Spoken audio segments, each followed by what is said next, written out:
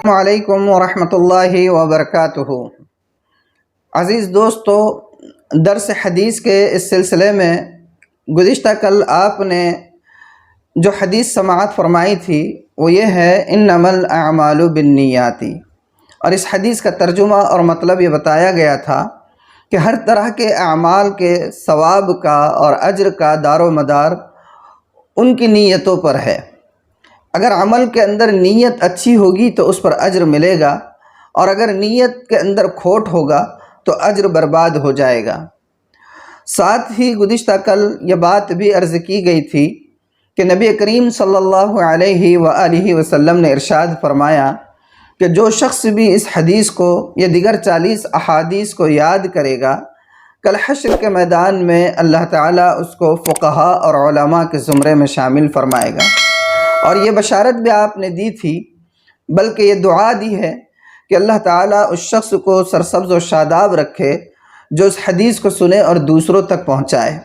تو بس تھوڑی سی ہمت کی بات ہے کہ جو حدیث بھی آپ سنیں اس کو یاد کر لے، اور یاد کر کے اپنے ہی گھر کے افراد، والدین ہیں، بچے ہیں، بیوی ہیں، ان کو جو ہے وہ حدیث بار بار سنائیں، جس سے انہیں بھی یاد ہو جائے گی، اور ہم براہ راست اللہ کے رسول صلی اللہ علیہ وآلہ وسلم کی بشارت کے مستحق بن جائیں گے۔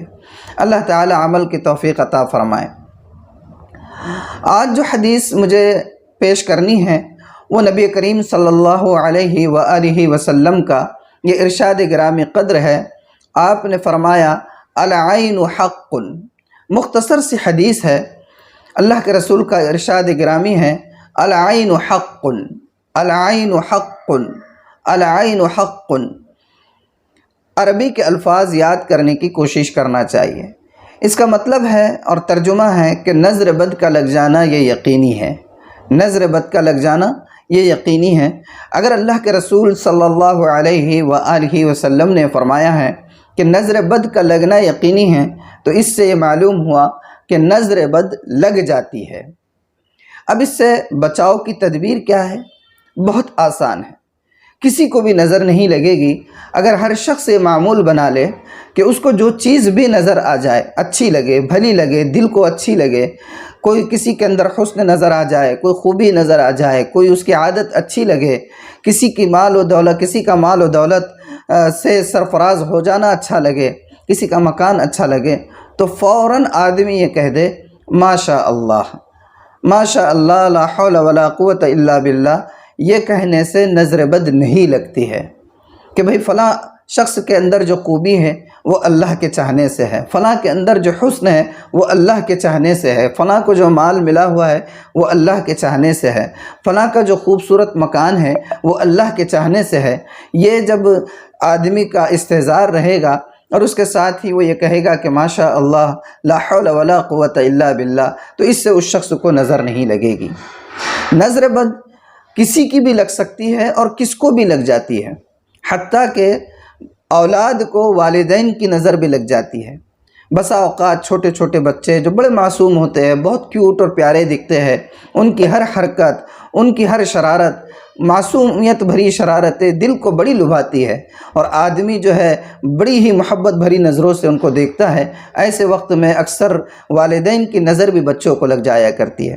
تو کبھی ایسا ہو کہ گھر کے اندر بچوں کی شرارتیں، ان کی معصومانہ مسکراہٹ اور ان کا انداز دل کو لبھانے لگے اور دل کو خوشی محسوس ہو، تو فوراً کہہ دیا جائے ماشاء اللہ، تو اس سے وہ بچے بھی نظر بد سے محفوظ ہو جائے گے۔ ایک مرتبہ کا واقعہ ہے کہ حضرت عامر بن ربیعہ رضی اللہ عنہ جو صحابی رسول ہے، ایک جگہ سے گزر رہے تھے۔ انہوں نے دیکھا کہ حضرت سہل بن حنیف رضی اللہ عنہ جو خود بھی یہ بھی صحابی ہیں، یہ غسل فرما رہے ہیں۔ حضرت عامر بن ربیعہ کی ان پر نظر پڑ گئی۔ جیسے ہی نظر پڑی تو حضرت عامر بن ربیعہ نے کہا واہ کیا خوبصورت بدن ہے، ایسا بدن تو میں نے کسی دوشیزہ کا بھی نہیں دیکھا ہے۔ اب جیسے ہی ان کا یہ کہنا تھا، حضرت سہل بن حنیف فوراً دھڑام سے زمین پر آ گر پڑے، بے ہوش ہو گئے۔ اس کی اطلاع اللہ کے رسول صلی اللہ علیہ وآلہ وسلم کو دی گئی کہ سہل بن حنیف کی حالت بڑی دیگرگو ہو گئی ہے، وہ کوئی بات نہیں کر پا رہے ہیں، کچھ سن نہیں پا رہے ہیں، اور بڑی عجیب حالت ان کی ہو گئی ہے۔ اللہ کے رسول نے فرمایا کہ کیا تمہیں اس بات کا شبہ ہے کہ کسی نے انہیں نظر لگایا ہے؟ تو لوگ صحابہ کرام نے جو اس وقت وہاں موجود تھے انہوں نے کہا کہ ہاں اللہ کے رسول، عامر بن ربیعہ نے انہیں نظر لگائی ہے۔ وہ جب غسل کر رہے تھے عامر بن ربیعہ کی ان پر نظر پڑی اور انہوں نے اس طرح سے کہا کہ واہ کیا خوبصورت بدن ہے، اور ایسا بدن تو میں نے کسی دوشیزہ کا بھی نہیں دیکھا ہے۔ اور ان کے یہ کہتے ہی جو ہے سہل بن حنیف نیچے گر پڑے۔ تو اللہ کے رسول صلی اللہ علیہ وآلہ وسلم نے حضرت عامر بن ربیعہ کو بلوایا، اور وہ جب آئے تو آپ بڑے ناراض ہوئے، بہت غصہ ہوئے، اور آپ نے انہیں سرزنش کی اور کہا کہ بھئی جب آپ کو ان کا بدن اچھا لگا اور آپ کو آپ کی طبیعت خوش ہوئی تو آپ نے یہ کیوں نہیں کہہ دیا ماشاء اللہ؟ آپ نے تو انہیں تکلیف میں ڈال دیا، اور پھر آپ نے یہ کہا کہ بھئی آپ غسل کرے، وضو کرے۔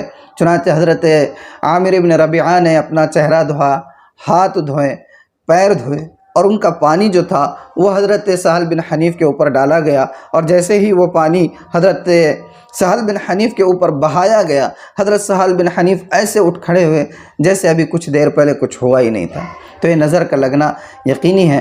اسی طرح سورہ قلم کی آخر کی 2 آیتیں جو ہے وَإِن يَكَادُ الَّذِينَ كَفَرُوا لَيُزْلِقُونَكَ بِأَبْصَارِهِمْ لَمَّا سَمِعُوا الذِّكْرَ وَيَقُولُونَ إِنَّهُمْ لَمَجْنُونَ وَمَا هُوَ إِلَّا ذِكْرٌ لِّلْعَالَمِينَ۔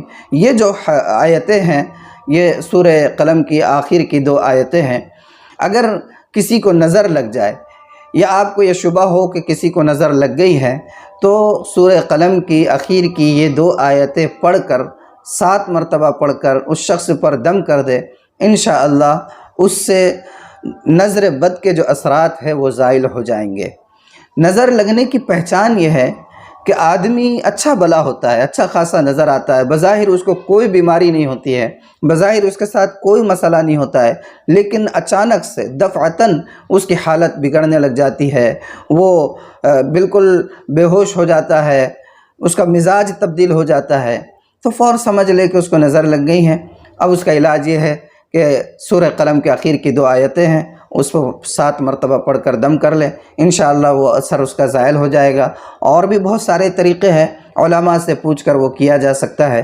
اللہ تعالی ہمیں عمل کی توفیق عطا فرمائے۔